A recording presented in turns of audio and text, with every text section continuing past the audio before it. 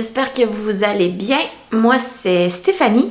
Vous pouvez me retrouver sur les réseaux sociaux avec le pseudo de Pompon Tricot. Et je vous retrouve aujourd'hui, c'est l'épisode numéro 47. Bienvenue.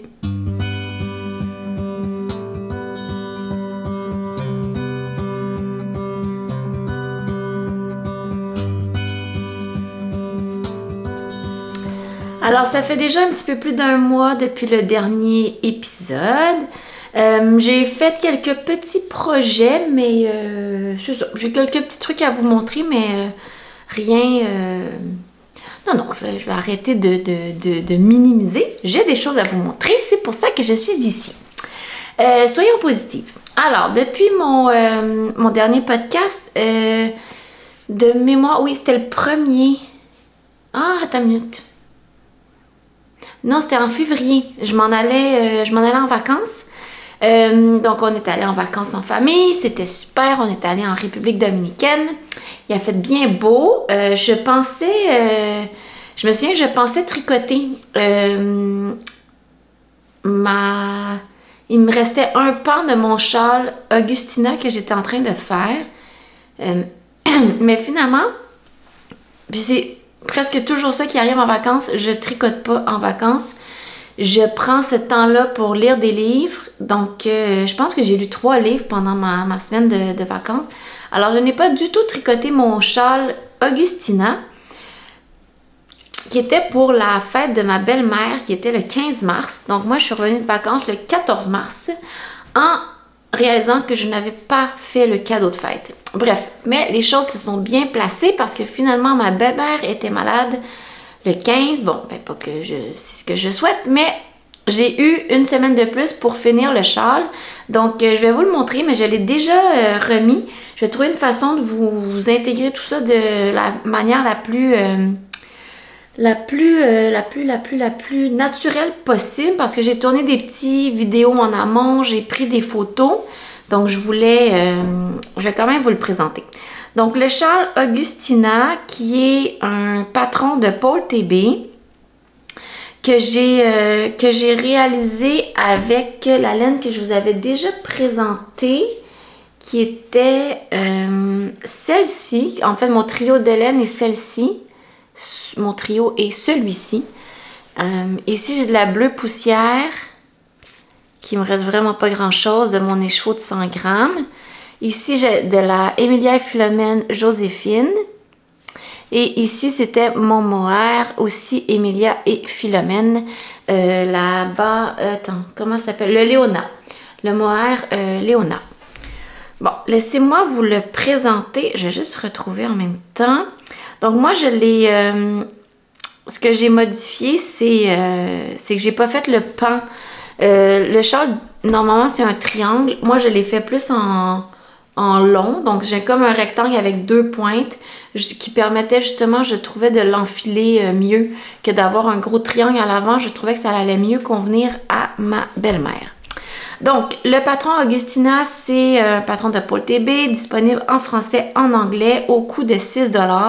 Il y a juste un format dans le patron, donc il est facilement adaptable si on change, par exemple, de taille de laine. Le patron se fait normalement avec 2 brins. Donc, il y a un mélange de mohair et fingering au milieu. Et puis, les pointes, les 3 pointes, elles, sont faites avec seulement le fil de fingering. Donc, pour le réaliser, on a besoin de 700 mètres de fingering et de 200 mètres de mohair, ce qui correspond normalement à à peu près une balle de 25 grammes et même moins. Aiguille numéro 4. Moi, j'avoue que la tension aiguille numéro 4, fingering tenue seule, c'est un peu lousse pour ma tension à moi. Toute la portion centrale avec le brin de mohair, aiguille numéro 4, ça allait super bien. J'avoue que pour les pointes, je pense que je suis plus peut-être un 3.5 là, avec juste un fil de fingering. Mais comme c'était un châle, ça me dérangeait moins que ce soit. Honnêtement, c'était pas au point d'être ajouré. C'était juste un peu. C'était juste pas un tissu très resserré. Mais ça va pour un châle. Le patron est super simple et bien écrit. Le patron tient sur une seule page avec t'as le patron sur une page et des indications techniques sur la deuxième page, mais le patron, lui, se résume en une page, donc c'est pas super complexe. Au niveau de la construction, donc comme je vous dis, on commence par le panneau central avec les 2 brins. Ensuite de ça, on continue sur les ailes de chaque côté qui, elles, sont faites avec un high cord tout au long pour venir faire vraiment une belle finition là, au fur et à mesure qu'on tricote les côtés. Même chose sur le panneau du milieu, les high cords sont faits au même moment. Donc, ça assure vraiment une super de belle finition. J'ai pas fait aucune modification sur le patron, outre la pointe que je vous disais que j'ai pas fait. J'avoue que je ne l'ai pas mesuré. Je sais pas si je suis conforme aux dimensions finales souhaitées dans le patron, mais c'est quand même très grand châle. Donc, pour les fils, j'ai utilisé de ma Joséphine, qui est la portion du milieu. Je pense que j'ai même pas noté. J'ai-tu noté les quantités? J'essaie de comprendre ce que j'ai écrit sur ma feuille. Donc, la Joséphine, ici, un mérino non traité qui se vend 34 $ par 100 grammes. Le mohair, ici, Emilia et Philomène, le Léona, se vend 36 $ par 50 grammes. Puis la pied bleue, ici, se vend 38 $ par 100 grammes. Mais là, j'avoue que j'ai pas... on dirait que j'ai pas fait le calcul. J'ai peut-être fait sur Ravelry, je vais aller voir, là. Possiblement parce que je l'ai déjà donné à ma belle-mère, puis j'ai pas eu le temps de le peser et tout. Non, j'ai rien écrit. J'ai pas... Ah, attends une minute. J'ai écrit... Ah oui, ok. Donc, j'ai pas fait les calculs, mais pour la portion centrale, j'ai eu besoin de 45 grammes de fingering avec 20 grammes de mohair. Fait que 45 grammes et 20 grammes, ça peut faire la portion du milieu. Puis pour mes 2 ailes, j'ai utilisé 97 grammes. Donc, il me reste 3 grammes. Alors, assurément, si j'avais voulu faire la portion, l'autre triangle, ça m'aurait pris soit un autre écheveau ou le faire dans une autre couleur. Mais clairement, les 3 pointes se font pas avec 100 grammes. Donc, ça fait 97 plus 45. Ça fait 142 grammes. Fois 100 divisé par 34. Oups, ça marche pas. Non, c'est 34 fois 142 divisé par 100.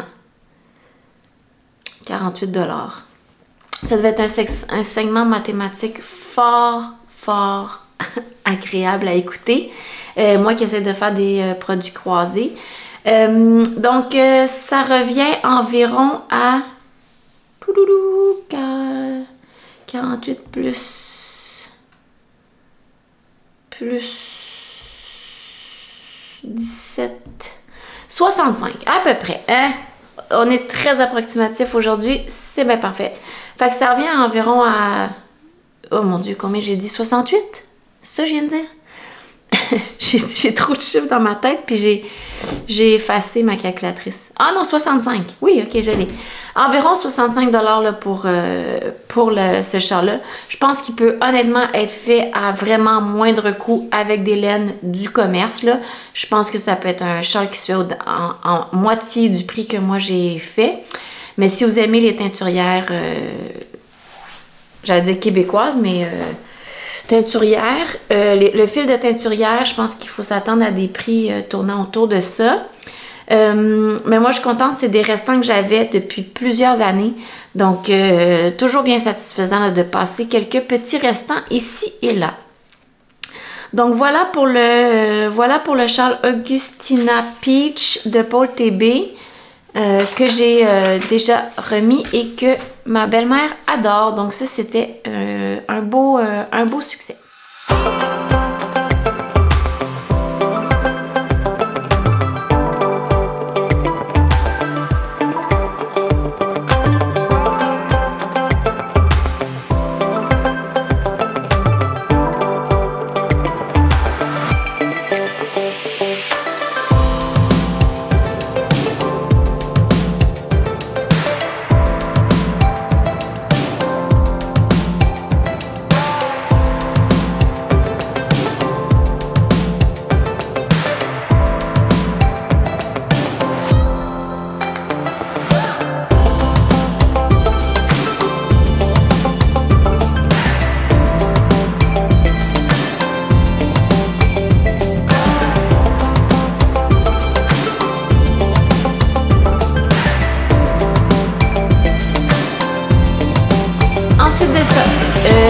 Chose que j'avais débuté la dernière fois, mais vraiment à peine. J'avais que fait un petit rectangle là, qui représentait le haut du dos.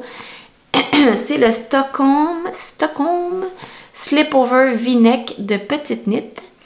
Il est maintenant terminé, donc c'est un débardeur assez simple, mais avec la version col en V.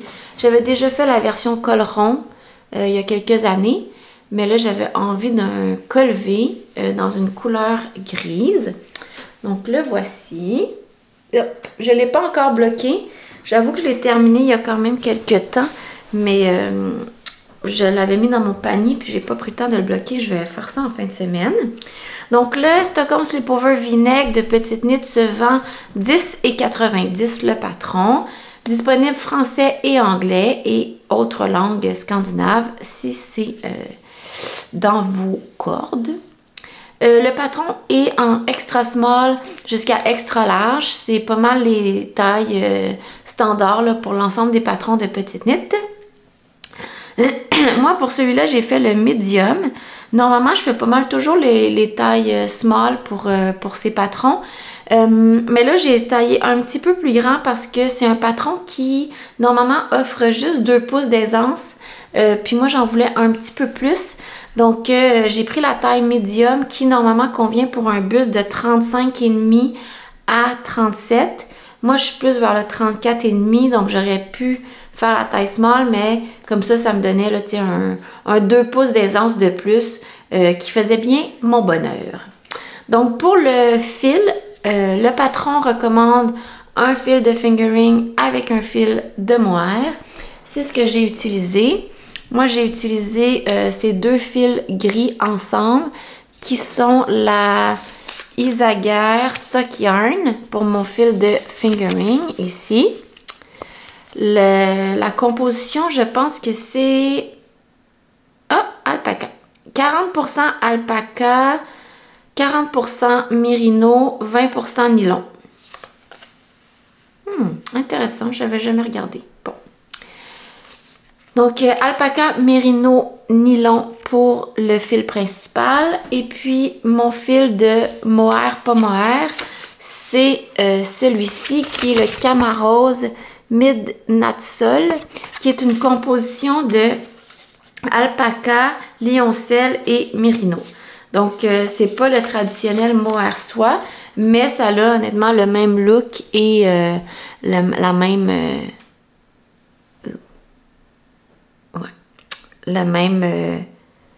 même effet, donc ça peut facilement être remplacé.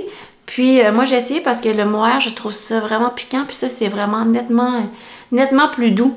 Je vais considérer utiliser cette option-là à l'avenir. Donc, ok, pour les fils, ça demande 150, mais pour ma taille, 150 g de fingering, 75 g de mohair. Moi j'ai utilisé 126 g de fingering et 61 g de mohair. Donc, c'est un peu ça aussi avec les patrons de Petit Knit. Elles ne donnent jamais les quantités exactes.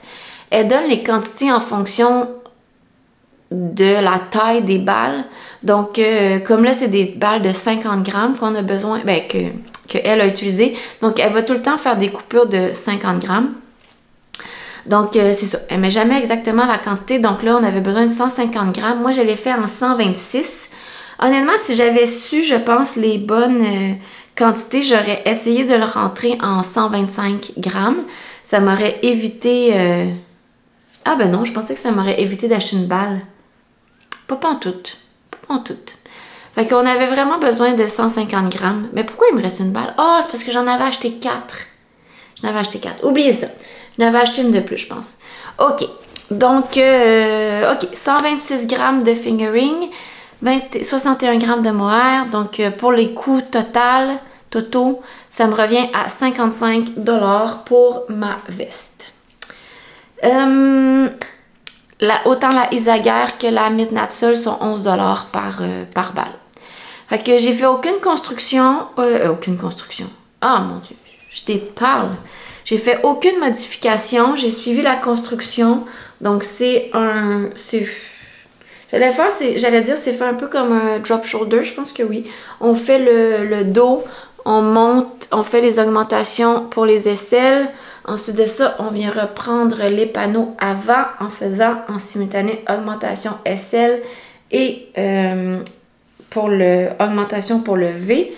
On joint tout ça en rond et on y va jusqu'au bout. Fait que voilà ce que ça donne.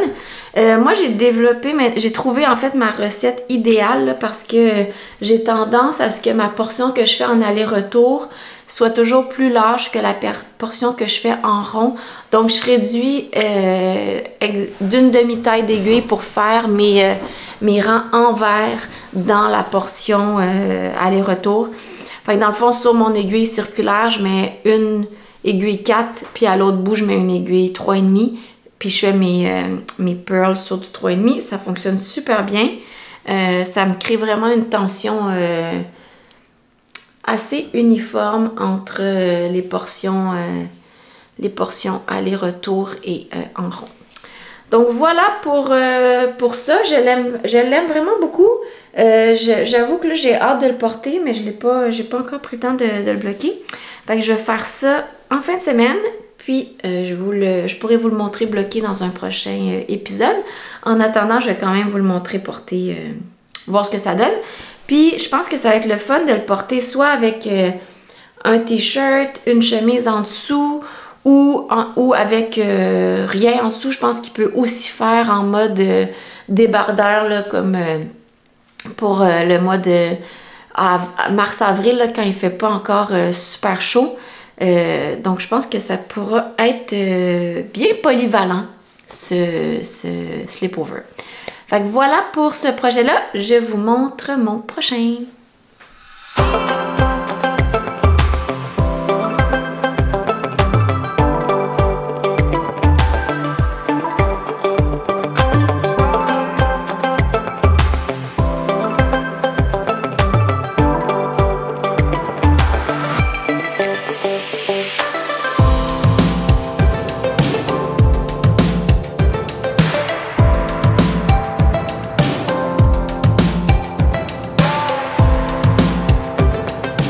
Alors ensuite de ça, j'avais envie d'un petit projet rapide pour utiliser mon restant de cachemire que j'avais, qui est celui-ci, qui est le Eco Cachemire, DK de Nordic Yarn. Ouais, comme ça, Nordic Yarn. Qui était le restant d'une tuque que j'avais fait pour ma soeur l'année passée. Il me restait une soixantaine de grammes de mémoire de cette... Ah non, parce que... Non, il me restait une cinquantaine de grammes. Presque un écheveau complet. Pour faire ça. Et puis, je me suis dit que j'allais me faire un Sophie Scarf. Ben, j'en ai déjà quelques-uns, mais je voulais vraiment le petit. Celui qui fait comme... Juste un petit tour puis un petit nœud en avant. Pour mettre justement avec des t-shirts avec le printemps là, qui s'en vient. Donc, je recule parce que là, je perds mon fil. Patron, Sophie Scarf, petite knit, of course. Le patron est 7,56 en français, en anglais. Il y a 2 tailles dans le patron, donc le petit foulard et celui qu'ils appellent le plus grand, donc le large. Le plus petit fait 80 cm de long. Le large fait 102 cm de long. Donc moi, j'ai fait la taille small en pensant que c'était le petit qu'on voyait. Puis ça, c'est ce que je trouve un peu dommage dans le patron de petite knit, c'est que il y a une image comme elle en porte un sur l'image, mais elle mentionne nulle part c'est lequel qu'elle porte. Alors, je sais pas pourquoi, moi j'ai pensé que c'était le petit. Je peux vous montrer. On voit juste comme ça dans le patron. Mais nulle part, c'est indiqué si ça, c'est le petit ou c'est le grand. J'aurais peut-être dû aller fouiller sur Ravelry pour mieux voir. Parce que j'ai pris pour acquis que c'était le petit. Mais finalement, vous allez voir. Ça, c'est... Ah, je ne vous l'ai pas montré, hein. Ça, c'est le mien. Ça, c'est sa longueur totale. Puis, il fait la bonne taille, 80 cm, là. Mais regardez, ça fait pas le tour pantoute. Attends, parce que là, j'ai même pas rentré mes fils. Fait que là, tu sais, c'est ça ici, là. Mon autre bout, il est ici. Ça, c'est si je voulais réussir à l'attacher. Il faudrait que je tire de même. Puis là, ça ferait ça. Pouah.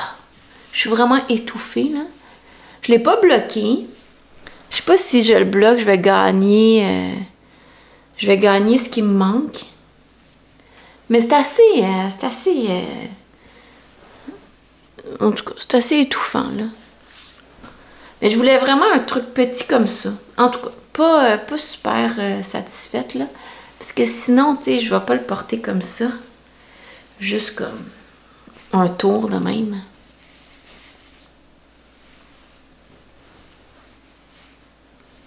Ça serait comme fait pour porter de même. J'ai l'air un petit peu d'avoir une petite cravate. Sinon, je sais pas, il y en a peut-être qui le mettent dans leurs cheveux. Oups! Ouais, c'est pas terrible. En tout cas, je fais n'importe quoi, là. Fait que je pense que les gens font plus la deuxième taille, normalement, pas le tout petit, là. Non, je peux pas mettre dans mes cheveux, là. Ça n'a pas rapport, ça marche pas. OK. Fait que c'est ça. Fait que ça, c'est le petit Sophie Scarf. Je l'ai mesuré, il fait vraiment 80 cm, donc je suis selon les dimensions, là, les dimensions du patron. Alors, peut-être si je le bloque, je vais réussir à venir gagner un petit peu, mais sinon, ce que je pense faire, c'est le défaire jusqu'à la moitié, puis augmenter avec le reste de ma laine pour me rendre à la taille large, puis refaire le reste. Parce que j'ai pas envie de perdre tout ça de cachemire pour un objet que j'utiliserai pas. Quoique je pourrais le laisser comme ça puis le donner à ma fille. Je sais pas encore. Je vais y penser. Parce que l'autre chose, c'est que ce qui est recommandé au patron, je vais juste me pencher, c'est la Cardiff, entre autres. Ou le cachemire, le Compatible Cashmere de Knitting for a Live, qui lui est un fil de lace. Fait que tu dois doubler en fait ton fil de cachemire si tu prends ça. Mais moi, mon fil, c'est vraiment comme un déca, puis ça, c'est de la Cardiff que j'ai, mais j'en avais pas assez pour faire un Sophie Scarf. Je pense que je trouve mon fil un peu trop épais. Puis là, je fais une comparaison live là, des deux brins. Ben vous le verrez pas, là, mais clairement, le fil du haut, c'est celui que j'ai utilisé. Le fil du bas, c'est la Cardiff. Il y a quand même une différence, là. Je sais qu'on dit que la Cardiff, c'est un déca, mais moi, je trouve pas que c'est un déca. Je trouve que c'est plus comme un sport.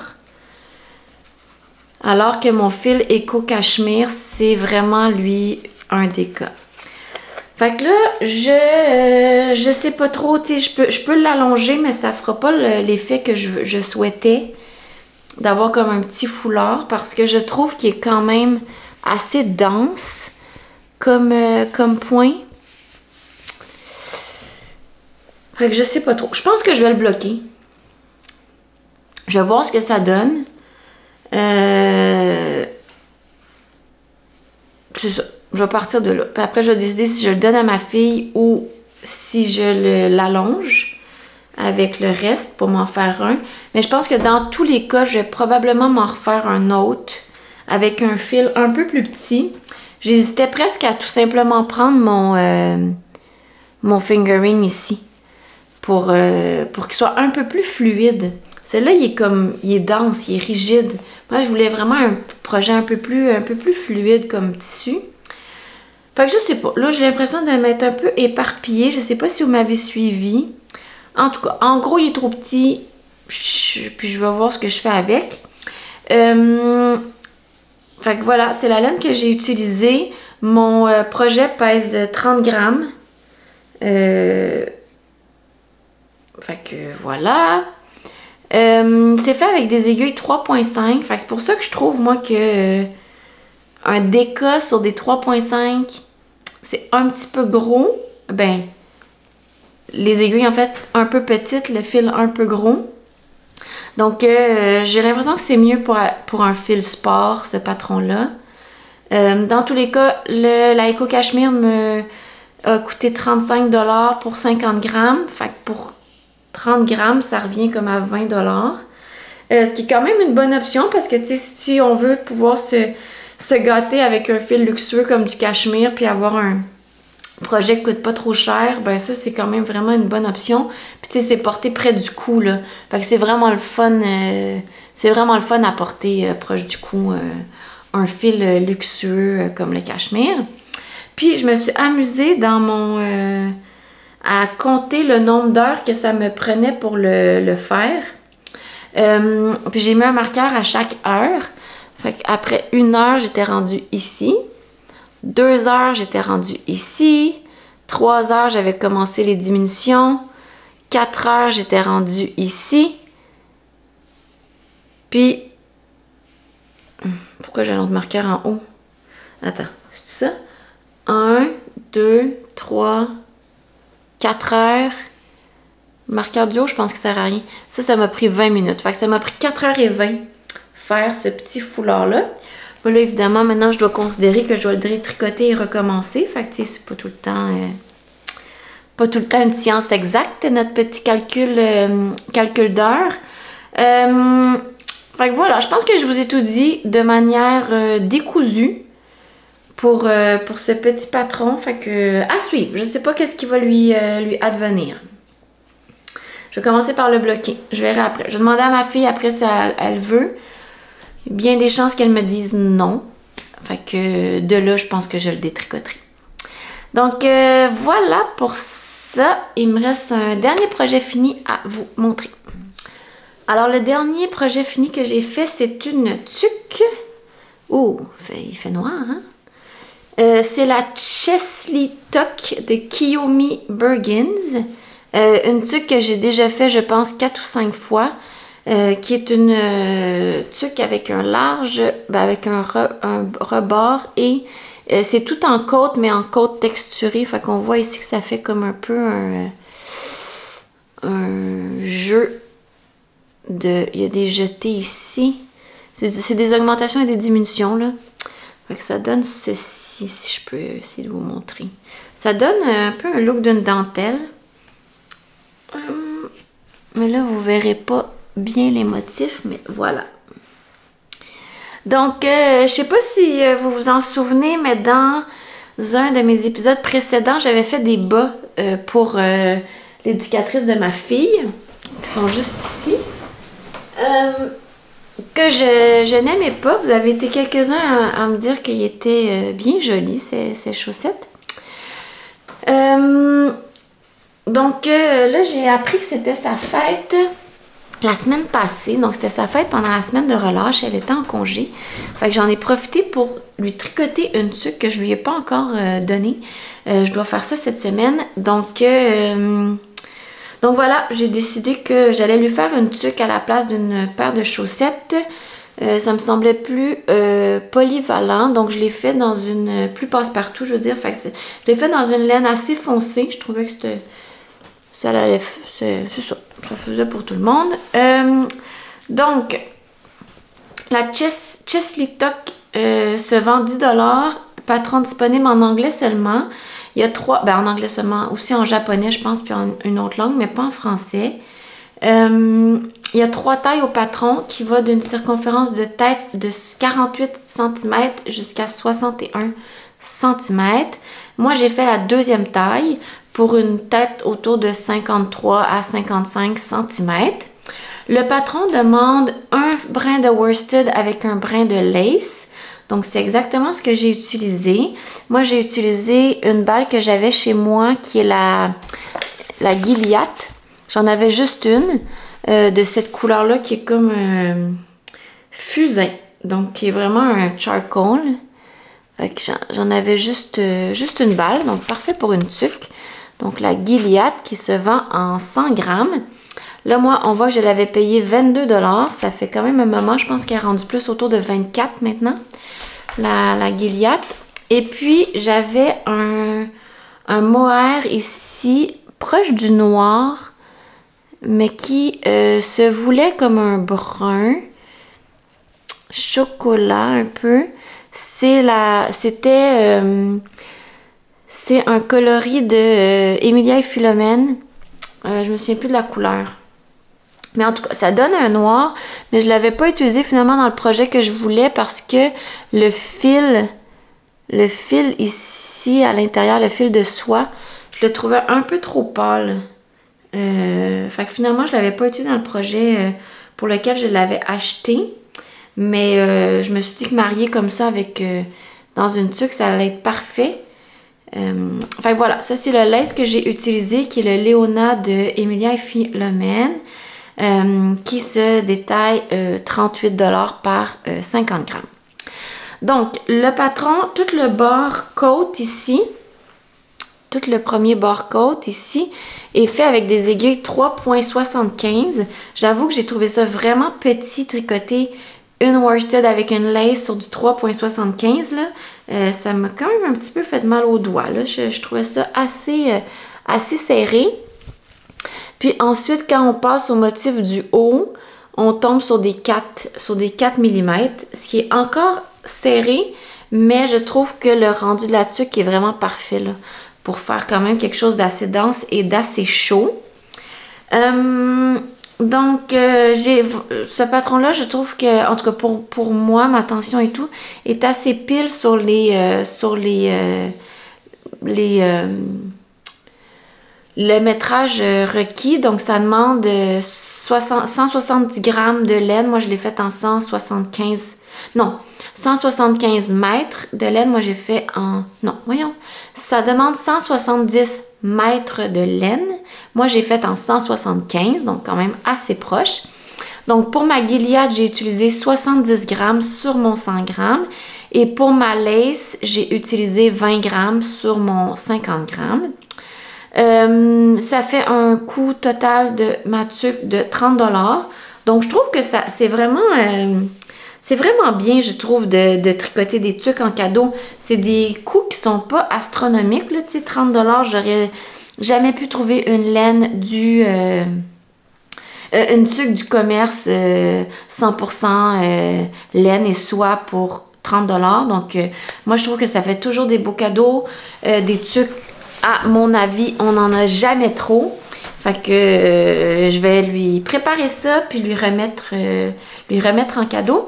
Fait que ça, c'était mon dernier projet terminé que j'avais à vous montrer. J'ai un dernier petit projet en cours à vous présenter.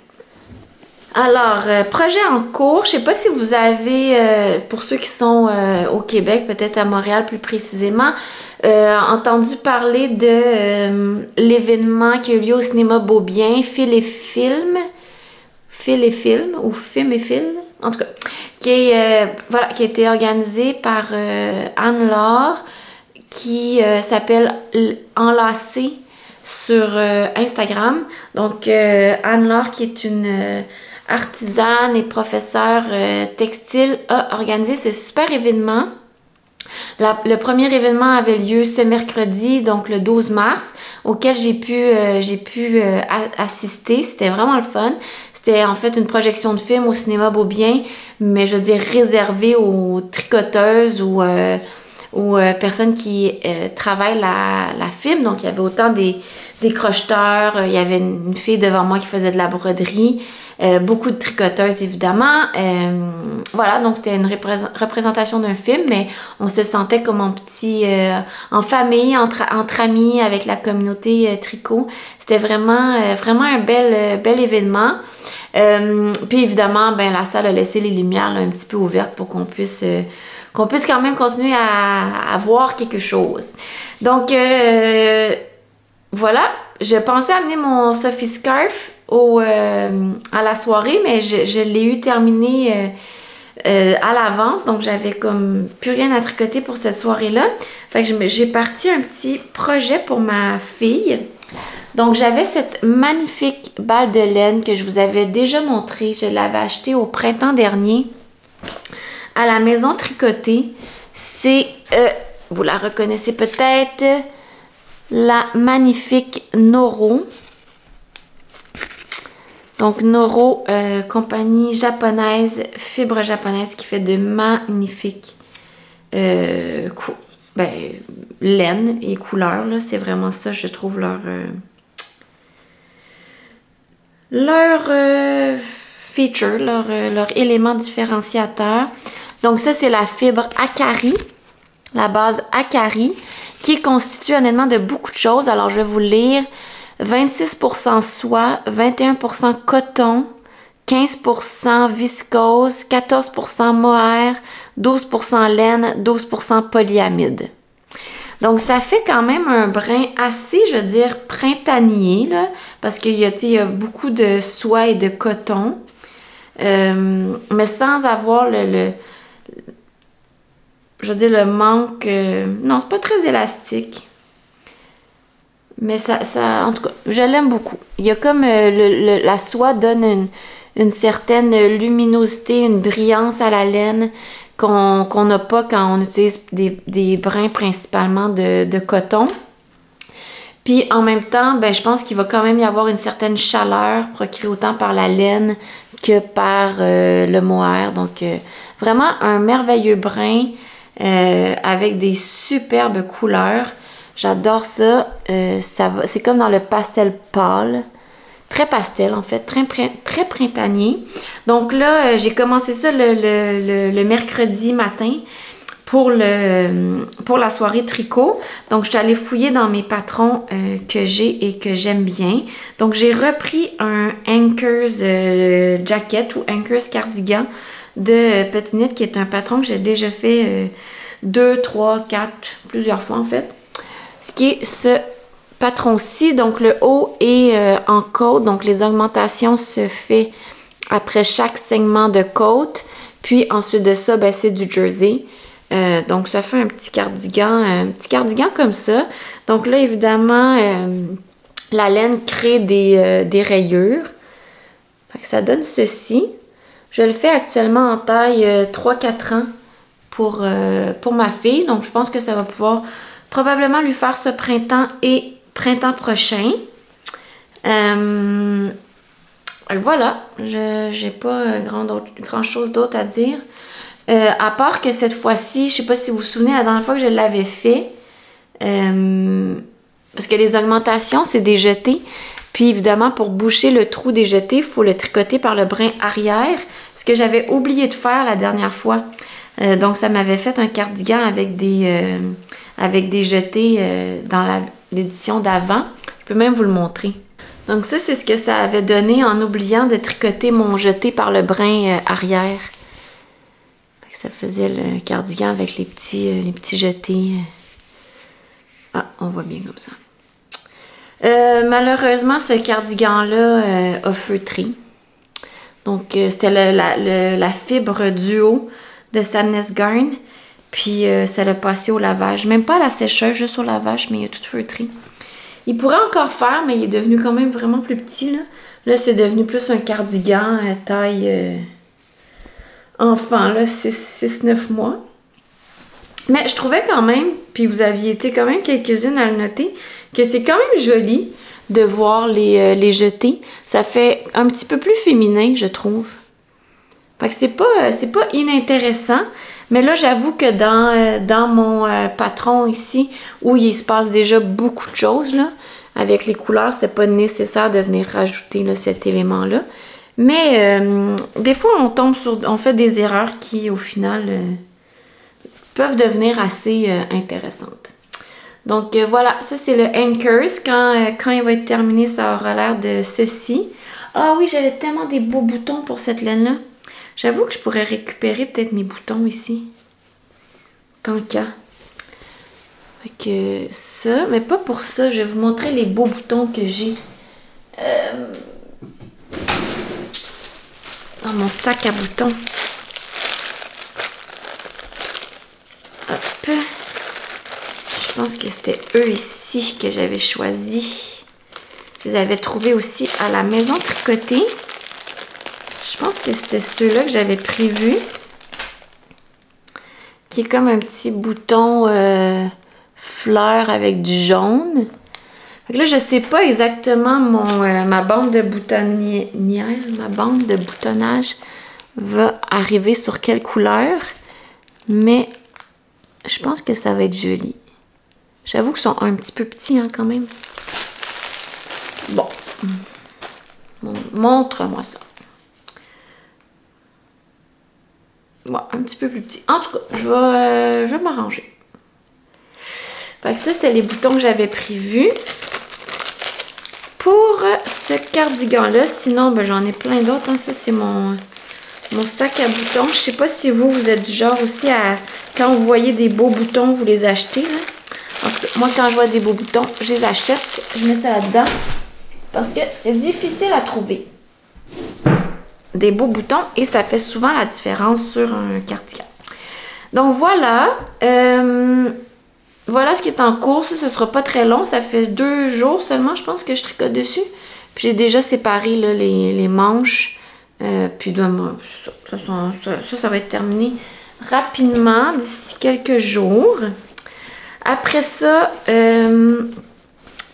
qu'est-ce qui est à venir? Je vous avais fait un sondage sur Instagram à savoir si je tricotais le Friday Sweater avec des rayures de différentes couleurs ou j'allais plutôt sur le Cute Sweater de Lara Dalgarde qui fait un chandail tout en jacquard qui est vraiment beau. Vous avez voté, je pense, à 55% pour le modèle en jacquard.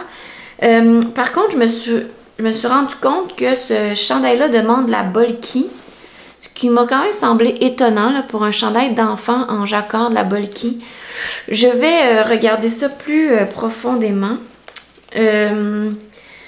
Donc, je pense que je vais quand même faire le Friday Sweater avec ça. C'était comme un ensemble de mini que j'avais acheté de Purl Soho il y a quelques années. Il y a beaucoup d'années, en fait. Donc, je pense que je vais faire ça, le Friday Sweater pour ma fille, avec des rayures de différentes couleurs en alternance. Puis la couleur de fond que j'ai, c'est un beige. Donc ça, c'est la base, c'est une base de Purl Soho. Ça, c'est leur laine à bas. Donc Pocket Posy, c'est du superwash mérino, cachemire et nylon. C'est super doux, ça va sûrement boulocher. Puis, mon brin pour le fond, c'est Mulberry Mérino. Donc, c'est Mérino soie. Quand même luxueux, hein, pour une petite fille de 4 ans. Ben, pas 4 ans, là, mais dans le sens que je pense faire la taille 4 ans. Mais j'ai pas assez pour faire quelque chose pour adultes. J'en ai 2 comme ça. Puis, j'ai mes petits ensembles de mini. Fait que, bref. Elle pourra en bénéficier. Fait que prochain, est-ce que ça va être mon prochain projet? Peut-être, là, c'est quand même le fun et printanier. Je vais peut-être faire ça. Sinon, je sais pas. Je sais pas. On verra.